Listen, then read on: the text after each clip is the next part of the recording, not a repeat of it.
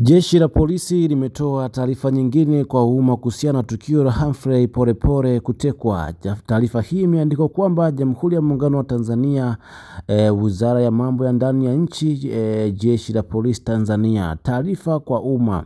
Jeshi la polisi kama ilivyotoa taarifa yake jana Oktoba 6, 2025 kwamba limeanza uchunguzi tuhuma zilizotolewa na Agustino Polepole kuwa ndugu yao Humphrey Polepole ametekwa.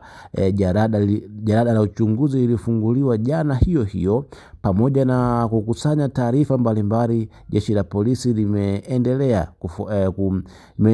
kumtafuta Agustino Polepole ili aweze kutupa ushirikiano na kutoa maelezo yake na uthibitisho wa shutuma alizotoa kwamba afisa wa jeshi la polisi alihusika katika tukio alilolitolea taarifa kupitia mitandao ya kijamii. Hii inaenda sambamba na kuthibitisha kuwa Humphrey Polepole alikuwa ni mpangaji ama mkazi wa nyumba iliyodaiwa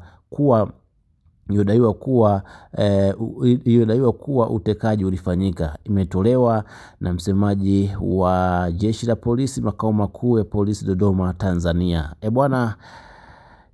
Kwa maelezo ya polisi, kuna namna fulani ndugu yake Polepole anaweza akauziwa kesi nyingine, kwa sababu ukiangalia alichokisoma hapa ni kwamba anataka kujua, kwa sababu alitoa tuhuma za kwamba aliyehusika na kumteka huyo bwana ni afisa wa jeshi la polisi ambaye ni bwana Mafwele.